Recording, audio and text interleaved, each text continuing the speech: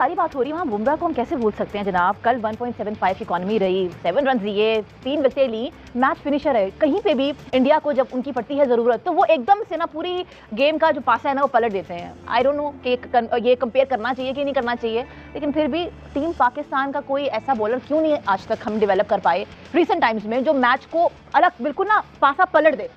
बुमराह के first class के match बताएं जरा सर। बुमराह के ये जो आपने वर्ल्ड कप के स्टैट्स बताए हैं, इसमें अगर मैं बताता हूँ उस पर आप एक चीज है ना, बुमराह ने इस वर्ल्ड कप में 15 ओवर कराए, अब तक उन्होंने सिर्फ 3 चौके खाए हैं।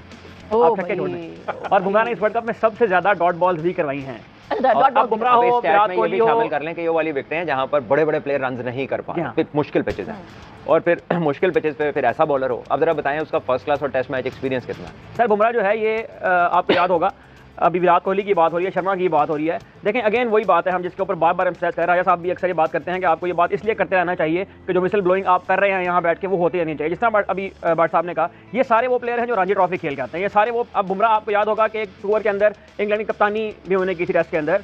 तो जसप्रीत बुमराह हो, कोई भी ऐसा प्लेयर जिसको आपने मिसाल के तौर पर यहाँ पे देखना हो इस वर्ल्ड कप के अंदर, तो आपको एक ही क्लू मिलेगा। आपने अमेरिका के मैच में देखा होगा जो आंद्रियास गाउस थे, साउथ अफ्रीका के जो प्लेयर थे, उनके भी 60 जो है वो फर्स्ट क्लास मैच है, 60, और उनके 60 फर्स्ट क्लास मैचों में 3746 रन है साउथ अफ्रीका की तरफ से। देखिए तो ये एक बहुत बड़ी केस स्टडी है।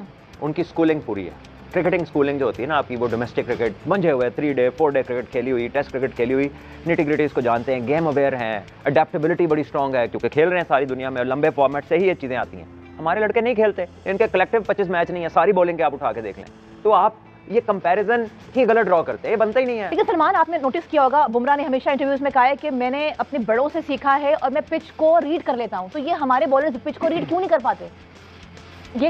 हमारे तो कुछ कोच भी ऐसे हैं जो पिच को रीड नहीं कर पाते। आप बॉलरों की बात करेंगे, आपके कुछ कप्तान ऐसे हैं रिसेंट जो कहते हैं हम तो पिच देखते ही नहीं है। अब उनका क्या करना है? The point is that your cricketing culture is suffering, ठीक है, और ये जो डेफिशिएंसी है ना इनको, वो विटामिन एक्सपीरियंस की है। अभी तक मुझे बताएं ना कि अगर मैं बॉलिंग की बात हो रही है, हमारे बॉलर्स और बुमराह की बॉलिंग अगर आप देखें तो आपको फ़र्क खुद नज़र आ जाएगा। और हमारे बॉलर्स भी, आप पिछले ये जो जोड़ी 3-4 बॉलर हमारे खेल रहे हैं, they been playing from last 5-6 good years, और ये अच्छा खासा टाइम होता है अपने आप को इम्प्रूव करने का। लेकिन हमें उस तरह की improvement, they are exceptional bowlers, good bowlers, but उस तरह की इम्प्रूवमेंट हमें नजर नहीं आई जो हम बात बुमराह की कर रहे हैं ना, कि अब हम ये बात, जैसे वसीम भाई ने बोला कि हम शाहीन के बारे में बोल सकते हैं, नहीं, शाहीन के पास अभी उस तरीके की इतनी स्किल्स नहीं है जितनी उसको डेवलप करनी चाहिए। उसका इनस्विंग बहुत अच्छा है, अब उसने ग्रेजुअली आउटस्विंग करना शुरू किया है, बट अभी भी वो बात हुई कि कब यूज़ करना है, वो आते हैं तो पता होता है कि पहला बॉल उन्होंने इनस्विंग ही करना है। तो यहाँ पे थोड़ा सा, और फिर कंडीशन को असेस करना,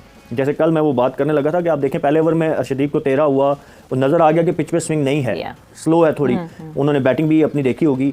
तो वो बुमराह आए, उनको पता था कि पहले ओवर में उसका पैटर्न क्या रहा है कि 2 बॉलों के बाद उसने अर्शदीप के अगेंस्ट भी अटैक किया, तो बुमराह ने दूसरा बॉल आते ही स्लो कर दिया। तो इसको कहते हैं प्रोएक्टिवनेस, तो आपको बैट्समैन का पता होता है, बैट्समैन से पहले आप रिएक्ट करते हैं, उस एक कहते हैं ना एक कदम उससे आगे का सोचते हैं। तो ही न्यू कि वो चार्ज करेगा, उन्होंने वाइड स्लो वन फेंका और आप देखें कि वो कॉट बिहाइंड हो गए, एंड देन उन्होंने जज़ई को जो कटर किया, सो उनको पता लग गया कि यार पिच क्या ऑफर कर रही है, यहाँ पे आप पेस ऑफर करेंगे तो आपको रन्स होंगे। तो ये सारी चीज़ें जो है ना, ये आपको ओवर द ईयर्स खेल के आपको सीखनी होती हैं, कंडीशन को कैसे असेस करना है और वहाँ पे कैसे अपनी बॉलिंग को अप्लाई करना है। तो ये सारी चीज़ें जो है मेरे ख्याल में बुमराह को बाकी बॉलरों से मुनफरिद करती हैं, क्योंकि उनके पास हर, और अगर वो डेथ बॉलिंग की आप बात करें, उनको यॉर्कर मारने, एक्सेप्शनल यॉर्कर मारते हैं, स्लो वन करना हो, स्लो बाउंसर करना हो, उनको हर चीज़ आती है, वाइड यॉर्कर करने हो। और मुझे सबसे ज़्यादा इख्लाफ अपने बॉलर्स के साथ अभी तक यही है, जब भी मेरी कभी कभार बात भी होती है तो मुझे वो आज तक मुझे नहीं नज़र आता कोई वाइड यॉर्कर करते हुए।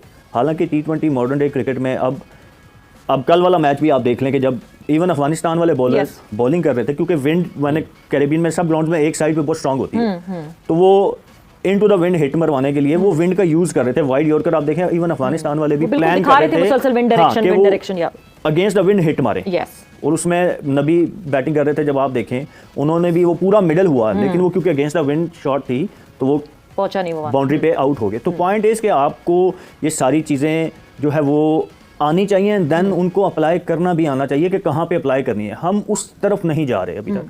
हम upon the process, what happened with the process, India has invested themselves into the system, brought back Surya Kumar Yadav, Pant, Kohli, Sharma, before that there's Sachin, Rahul, Lakshman, Ganguly. People make their teams People make the systems and create the legends and the people follows them. Today, what happened? Who's Surya Kumar Yadav? He's not a captain of the team. He was playing like a captain as a team. Yeah. This is what is lacking is Pakistan. What is lacking is in Pakistan team. So people take responsibility. Hey, listen, you can't do it. Virat Kohli, the greatest batsman ever of the history of cricket. Don't worry about it. I'll tell you how to do it. Happened. Gone. Off you go. Don't worry about it. We have Hardik Pandya, bowling all-rounder. जब bowling all-rounder हमारे पास रज़ाक होता था, अज़हर होता था, हफीज़ होता था, शाहिद होता था, सब करते थे. There's a bowling all-rounder. The people are there. You just make teams. This is what happens. Ruthless performance by India. And clinical finish. I still believe that India was about at least 30 runs short. Yeah. Had Rohit Sharma stayed there for a couple of more minutes, or Rishabh Pant stayed there for another 2-3 overs, they would have get around 220. I'm done with the answer within 2 minutes, please. Wonderful. Short. Jasprit Bumrah के और 111 match इनके list A के हैं. अच्छा, इसमें एक और बात भी हम इसी केस स्टडी के थ्रू अगर हम देखते जाएं, जैसे बुमराह की हम बात कर रहे हैं, देखें ये जो हम ये बात करते हैं ना कि फर्स्ट क्लास क्रिकेट खेलना क्यों ज़रूरी है, इसमें देखें लॉन्गर फॉर्मेट से अगर आप शॉर्टर फॉर्मेट की तरफ आएंगे तो उसमें इवॉल्व करने का आसानी है.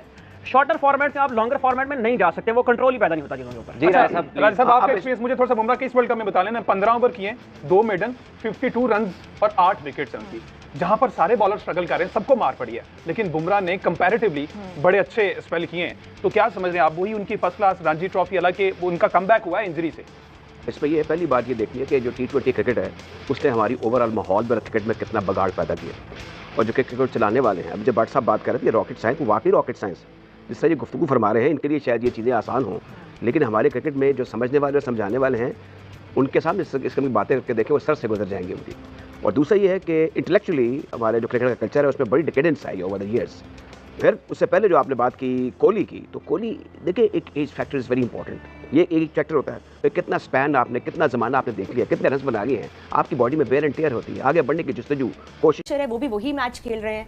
फिर क्यों ऐसा होता है कि हमेशा पाकिस्तान ही उस प्रेशर में आके बेहतर परफॉर्म नहीं करता? It's always the opposite. India make use of that pressure and somehow their players, that pressure brings out the best in India, but with Pakistan it's the opposite. ऐसा क्या psychologically है हमारे साथ? What's wrong with us psychologically that we cannot handle that pressure and use it to our advantage? देखें, एक तो obviously एक hard breaker है for everyone as a fan of Pakistan cricket कि हम लोग वन स्पोर्ट नेशन है, उसके बावजूद अगर इस खेल के साथ रिजल्ट अच्छे नहीं आएंगे तो हम बहुत बड़े फ़ैन क्लब को हम लोग उनके दिल तोड़ेंगे या उनकी नाराज़गी जायज़ है बिल्कुल, ये तो बात मानना पड़ेगी. अब देखें, आपका ये वाला सवाल जो मेंटल साइड को हिट करता है, जो मेंटल साइड है वो तब होती है जब आप आउट ऑफ कंफर्ट आके अपने आप को तैयार करते हो.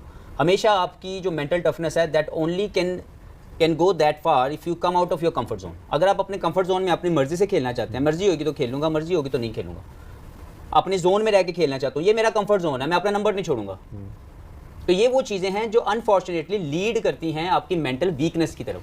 कहने को बड़ा आसान है जी मैं मेंटल टफ हूँ, मेंटल टफ ये इंसान बैठा हुआ है मुश्किल हालात के अंदर. इसे मुझे बताएं 10,000 रन पाकिस्तान के या दुनिया के कितने लोगों ने किए हैं, तो क्या वो ऐसे ही हो गए थे? उसके लिए कोई मेंटली टफ होना जरूरी नहीं था, आसान सा खेल था. 2009 का वर्ल्ड कप इसने एज ए कप्तान जितवाया हुआ है, तो क्या वो ऐसे ही जीत गए थे? अंदर जाते थे मैच जीत के आते थे? No, you need to be a mental tough.